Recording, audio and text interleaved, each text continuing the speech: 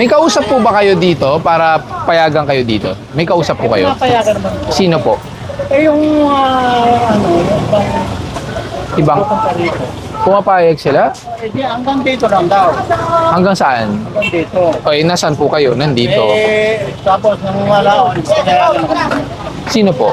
Nung nag-aamot tayo, Taga saan po? Local? MMDA? yung tiga Local po? Ay, kausap ko po yung munisipyo eh. Hindi daw sila pumapayag. Pati si chairman nandyan po kanina. Huwag na lang po ibaba nyo. Kasi wala rin kayo paglalagyan. Tapos yung isang tungtungan, kukunin na po namin para lahat kayo nabawasan. Ito, kunin mo. Opo. Yung paninda, hindi namin kukunin. Yung tungtungan lang. Kasi wala rin kayo paglalagyan na po. Ipapalit din po niya yan, Lai. Makabasag pa yung itlog niyo.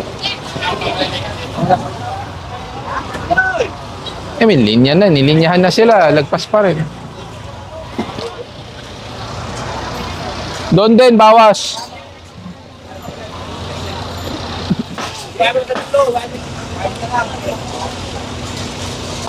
Kaninong manok po yan, nakatakas. Unti-unti nang lumiliwanag, ibig sabihin, lumalabas na yung tunay na bangketa kumpara kanina. Ang mahirap linisin dyan mga kaibigan yung doon sa mga, sa mga isda.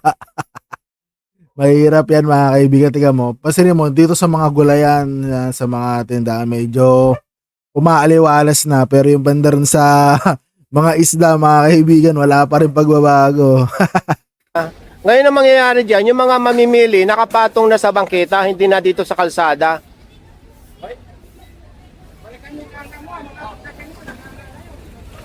Sa mga titik sa manok. Inisip ko kasi kung pag tinolaw, pang sabong eh. Ano po klaseng manok yan? Chinese chicken yan? Ha?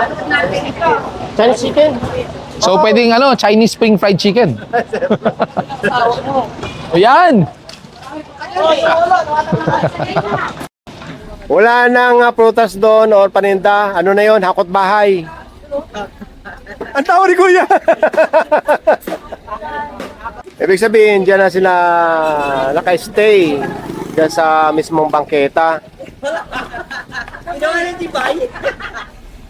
Dahil sa dami ng mga nagiba dito, katulad ng mga yan, kulang dahil isa lang truck.